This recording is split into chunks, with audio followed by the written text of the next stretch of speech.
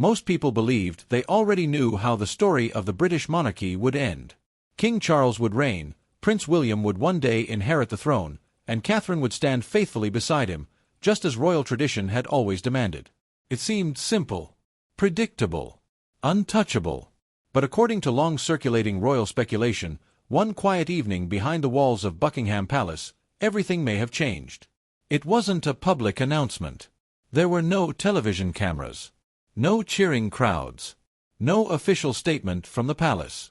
Instead, it began with a private conversation, and a message that, if true, could completely reshape how the future of the monarchy is remembered. The person who revealed it wasn't a palace insider looking for attention. It was Princess Anne, the one royal often described as the family's most loyal, disciplined, and trusted member. And when she reportedly asked King Charles and Prince William to meet her in complete privacy, neither of them could have imagined what they were about to hear. The message was said to come from Queen Elizabeth II herself. Not another speech. Not another royal instruction. But a deeply personal reflection about the woman she believed represented the monarchy's greatest hope for the future. If these accounts are to be believed, the words left the room in complete silence. King Charles reportedly struggled to respond. Prince William simply stared, unable to hide his emotion. Because the message wasn't just about tradition, it challenged everything they thought they knew about duty, leadership, and the crown itself. So what exactly did Princess Anne reveal?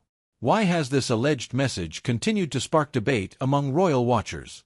And why do some believe it explains Catherine's extraordinary place within the modern royal family? Stay with us, because the story behind this remarkable claim is far more emotional and far more surprising than most people ever imagined. The morning skies over London were grey, with a heavy silence hanging above the gates of Buckingham Palace. Tourists gathered outside as they always did, cameras flashing and guards standing perfectly still. To the world, nothing appeared unusual. The monarchy continued as it always had, calm, disciplined, and untouched by uncertainty. But behind those historic palace walls, according to long-circulating royal speculation, a private meeting was unfolding that few people could have imagined. Princess Anne had made an unusual request. She wanted to meet with King Charles and Prince William alone. No private secretaries. No senior advisors. No palace staff. Only family. Those familiar with Princess Anne have long described her as one of the most dependable members of the royal family. Throughout decades of royal duty, she rarely sought headlines or public attention.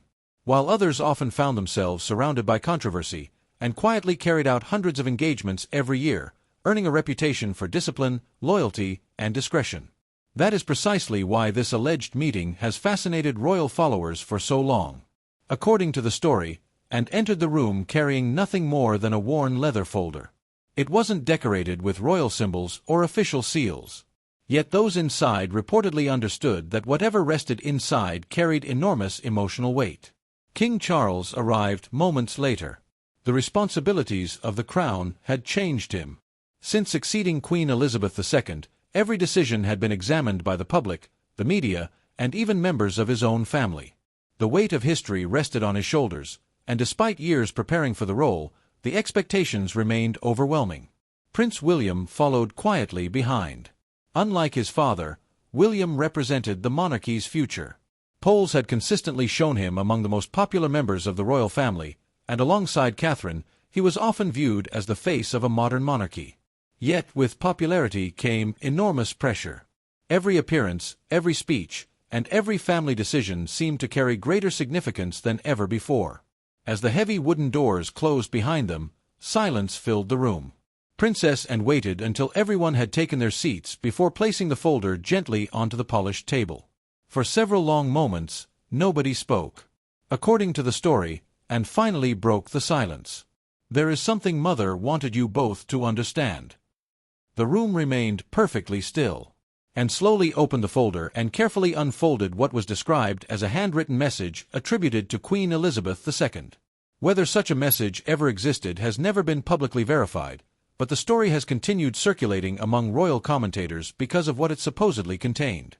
Rather than focusing on succession laws or constitutional matters, the message allegedly reflected on the future character of the monarchy itself. It wasn't simply about who would wear the crown. It was about who could preserve public trust. King Charles reportedly reached for the letter first. His expression remained calm, but those who tell the story describe his face gradually changing as he continued reading. Prince William leaned forward, reading every line over his father's shoulder. Neither interrupted. Neither questioned Anne. The silence itself became the loudest response. If these accounts are to be believed, Queen Elizabeth's words expressed extraordinary admiration for Catherine, Princess of Wales. Not because of titles or bloodlines, but because of qualities she had demonstrated over many years: patience, steadiness, compassion, and an ability to connect naturally with people from every background. According to the alleged message, those qualities represented something the monarchy would need more than ever in the years ahead. Not grandeur. Not ceremony. Trust. The idea reportedly unsettled everyone present. King Charles had spent his entire life preparing for the responsibilities of kingship. Prince William had done exactly the same. The institution had always been built upon continuity and tradition. Yet the message suggested something different. That the monarchy's greatest strength might not come from inherited privilege alone, but from someone who had earned public respect through years of quiet service. For a long moment, no one spoke. Finally, according to the story, King Charles broke the silence. "This changes nothing," he reportedly said carefully. "The line of succession is established." Princess Anne didn't argue. She simply nodded. "This was never about changing the law," she is said to have replied. Mother understood that better than anyone. She paused. But she also understood something else. The future isn't protected by tradition alone. William remained unusually quiet. Those close to the royal family have often described him as thoughtful rather than impulsive, someone who prefers listening before speaking. If the story is true, this was one of those moments. His attention never left the letter. It wasn't ambition that occupied his thoughts. It was responsibility. For years, he and Catherine had worked together to modernize the public image of the monarchy. Mental health campaigns, early childhood development, environmental projects, and countless charitable visits had slowly reshaped how many younger people viewed the royal family. Could his grandmother really have believed Catherine represented something uniquely important? Or had her words simply recognized qualities everyone had quietly observed for years? Elsewhere inside Kensington Palace, Catherine knew nothing about the conversation that was supposedly taking place. Her evening looked remarkably ordinary. After spending time with Prince George, Princess Charlotte, and Prince Louis, she settled into the familiar rhythm that had defined much of her public life, balancing motherhood with royal duty. Those who have followed Catherine's journey often point to this as one of her defining characteristics. She rarely appeared interested in commanding attention. Instead, she focused on consistency. Showing up. Listening carefully. Remaining composed during difficult moments. Whether meeting families affected by tragedy or visiting hospitals and schools, she projected calm rather than spectacle. Supporters have long argued that this quiet approach explains why public approval for Catherine has remained remarkably strong over the years. Back inside Buckingham Palace, the meeting reportedly came to an end without any dramatic declarations. No decisions were announced. No official statements were prepared. Princess Anne carefully returned the letter to its folder. King Charles stood slowly, deep in thought. Prince William followed, saying very little as the three quietly left the room. Outside, London carried on exactly as it always had. Tourists continued taking photographs. The palace guards never moved. Newspapers knew nothing of the conversation. But according to this enduring royal story, something important had shifted, not in law, not in protocol, but in the way the future of the monarchy might one day be understood. If Queen Elizabeth truly believed Catherine represented the monarchy's greatest hope, the obvious question remained unanswered. Why Catherine? What had she done throughout her life that convinced so many people she possessed the qualities needed for the future of the crown?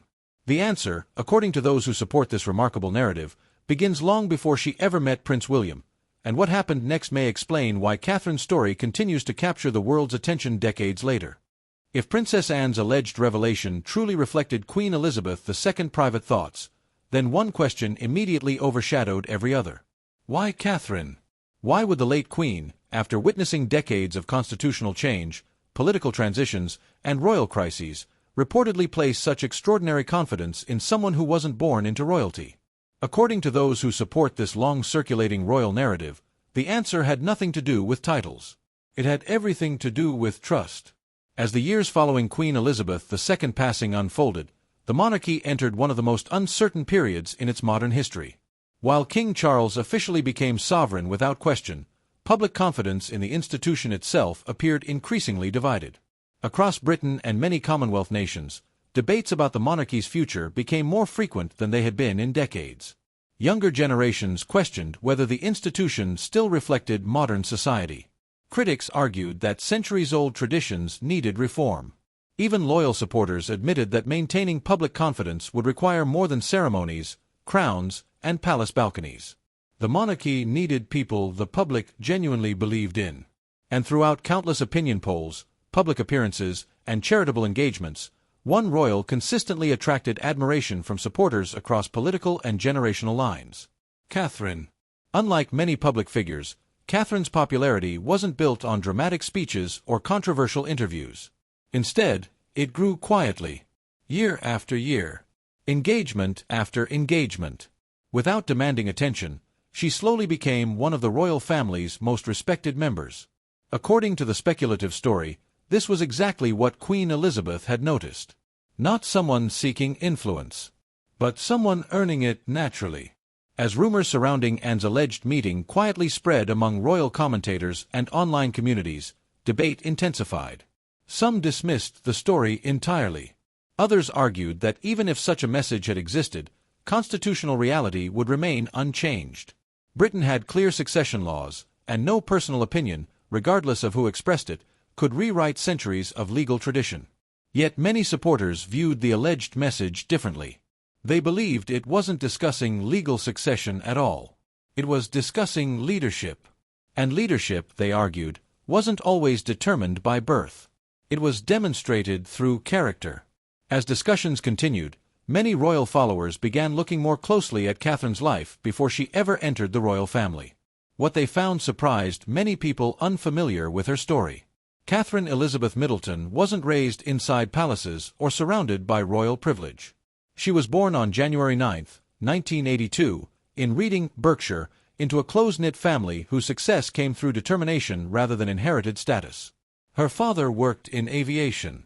Her mother later founded a small party supplies business that gradually grew into a successful company through years of hard work. Those who knew Catherine during childhood frequently described her using the same words that would follow her decades later: quiet, reliable, kind, confident without needing attention. When the Middleton family temporarily lived in Jordan during Catherine's early childhood because of her father's work, she experienced different cultures long before becoming an international public figure. Friends and teachers later recalled that she adapted easily to new environments and rarely sought to place herself at the center of attention. After returning to England, Catherine continued developing a reputation for determination. At school, she participated in sports, embraced outdoor activities, and became known for working steadily rather than dramatically. She wasn't the loudest student. She wasn't constantly seeking recognition. Instead, she built trust through consistency. According to those who admire her public life today, that pattern never really changed. During her teenage years, Catherine attended Marlborough College, where classmates remembered her as approachable and grounded despite coming from a successful family. She competed in athletics. She developed leadership skills. And perhaps most importantly, she learned resilience. Life wasn't completely without challenges. Media attention eventually followed her relationship with Prince William, bringing relentless public scrutiny long before she officially joined the royal family. But before that chapter began, Catherine made a decision that many people believe revealed another side of her personality. Instead of immediately entering university, she chose to take a gap year. She traveled. She studied in Italy. She volunteered in Chile through community development programs. She embraced unfamiliar environments rather than comfortable routines. Those experiences, supporters argue, broadened her perspective long before royal responsibilities entered her life. Eventually, she enrolled at the University of St. Andrews in Scotland. It was there that history quietly began changing. At first, Catherine and Prince William weren't presented as a fairy tale romance. They became friends. Both studied art history. Both adjusted to university life away from intense public expectations. Their friendship developed gradually, built on ordinary conversations rather than royal ceremonies. Over time, friendship became something deeper. Even after newspapers discovered the relationship, Catherine rarely responded publicly to speculation surrounding her personal life. Instead, she remained remarkably composed. That composure would soon become one of her defining characteristics. The years that followed tested both of them. Photographers followed nearly every public appearance. Tabloids analyzed every expression, every outfit, every holiday. The pressure became so intense that William and Catherine briefly separated in 2007. For many couples, such intense public scrutiny could have ended the relationship permanently. Instead, it strengthened it. When they reunited, their relationship appeared more mature than before. Supporters often point to that difficult period as evidence of Catherine's resilience. She never publicly criticized William. She never sought sympathy through interviews. She simply continued living her life. 3 years later, Prince William proposed. Their engagement captured worldwide attention, culminating in the royal wedding of April 2011, a ceremony watched by millions across the globe. But according to many royal observers, Catherine's greatest challenge began after the wedding, not before it. Becoming a senior working royal meant adapting to traditions shaped over generations while remaining authentic in an age dominated by social media and non-stop public attention. It wasn't an easy balance. Yet Catherine appeared to find one. Over the following years, she embraced charitable work with remarkable consistency. Mental health initiatives, early childhood development, support for families, children's hospices, education, medical research. Rather than attaching herself to countless causes, she focused deeply on issues she believed could create lasting impact. Supporters argue this approach distinguished her from many public figures. She didn't simply attend events. She invested herself in them. Whether speaking with young parents, comforting hospital patients, or highlighting children's mental health, Catherine projected warmth without appearing performative. Many people began viewing her less as a celebrity and more as someone genuinely committed to public service. That growing reputation only strengthened after she and Prince William welcomed Prince George, Princess Charlotte, and Prince Louis. Balancing motherhood with royal responsibilities wasn't always easy, but Catherine consistently presented an image of stability that resonated with families across Britain and beyond. Gradually, admiration turned into something even stronger: trust. And according to those who believe Princess Anne's remarkable story, this quiet accumulation of trust was exactly what Queen Elizabeth supposedly recognized.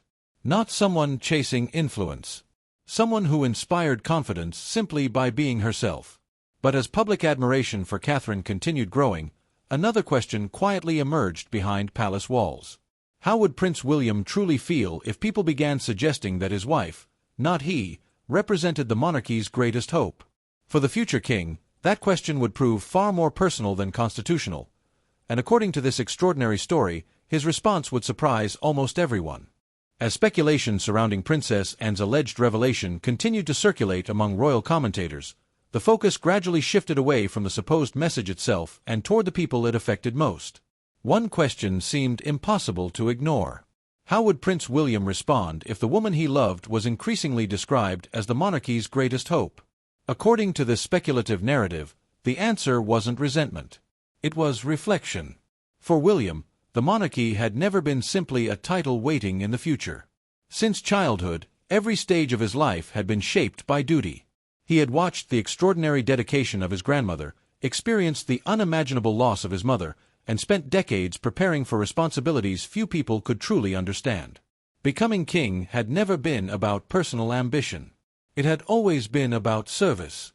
Yet if Queen Elizabeth had genuinely admired Catherine's unique ability to connect with people, William may have understood exactly what she meant. No one had witnessed Catherine's journey more closely than he had. He had seen the long days that cameras never captured, the quiet preparation before public engagements, the hours spent learning about charities before every visit, the determination to make every conversation feel personal rather than ceremonial. None of it was performed for headlines. It was simply who she was. Supporters have often argued that this authenticity explains why Catherine became one of the most trusted members of the royal family. She rarely dominated conversations. She rarely responded to criticism. Instead, she allowed consistency to shape public opinion. Year after year, that quiet approach earned something increasingly valuable: credibility. While headlines frequently focused on controversies surrounding different members of the royal family, Catherine remained remarkably steady. Whether attending state occasions, visiting hospitals, supporting children's mental health initiatives, or representing Britain overseas, she projected calm during periods when the institution itself often appeared uncertain. That stability mattered, especially as public expectations of the monarchy continued evolving. People increasingly expected modern royals to demonstrate empathy alongside tradition, visibility alongside dignity, service alongside ceremony. According to the speculative story, these were precisely the qualities Queen Elizabeth supposedly believed would define the monarchy's future. Not because Catherine possessed royal blood, but because she possessed public confidence. Meanwhile, commentators and royal followers remained deeply divided.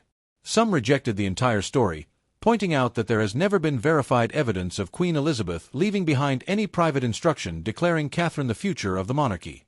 Others argued that whether the alleged message existed or not almost missed the larger point. Public affection cannot be inherited. It must be earned. And by that measure, Catherine had already achieved something remarkable. Her popularity wasn't built overnight. It developed across decades of patient public service. Observers frequently highlighted her commitment to early childhood development, an area she championed through years of research, expert consultation, and nationwide campaigns. Rather than selecting fashionable causes, she consistently invested time in understanding the issues she represented. That approach strengthened her reputation.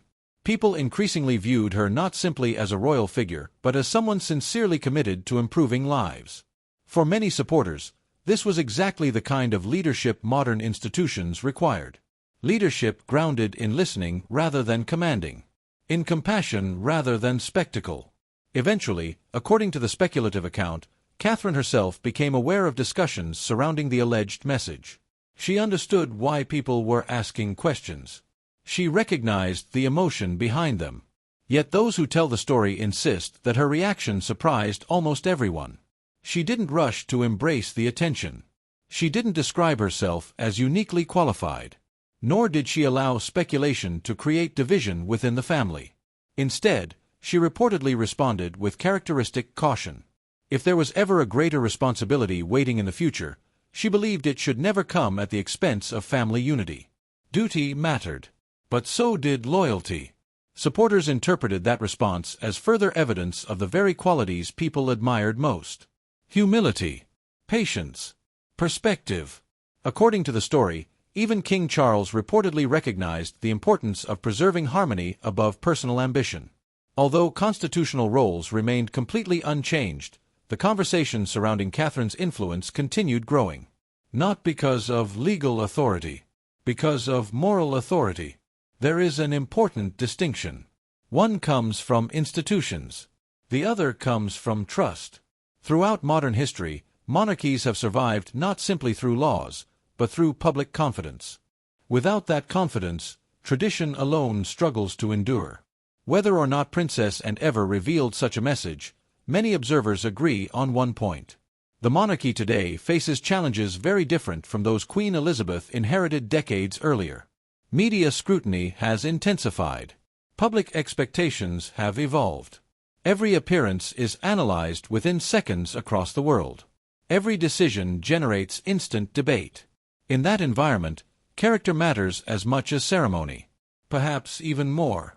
That may explain why Catherine continues to receive such widespread admiration from many royal supporters. Not because she has sought influence, but because she has consistently demonstrated restraint in an era that often rewards attention. As the years continue unfolding, history, not speculation, will ultimately determine how the modern monarchy is remembered. King Charles continues serving as sovereign. Prince William remains heir to the throne. And Catherine continues carrying out her public duties alongside her family. Everything else remains a matter of discussion, interpretation, and opinion. Yet one aspect of this remarkable story continues resonating with royal followers around the world. The idea that true leadership cannot simply be inherited. It must be earned. Whether inside a palace, a government, or any institution built upon public trust, people naturally gravitate toward those who demonstrate integrity, compassion, resilience, and humility over time. Perhaps that is why this story, regardless of whether every detail can be verified, continues capturing the imagination of so many people. Not because it changes history, but because it asks an enduring question.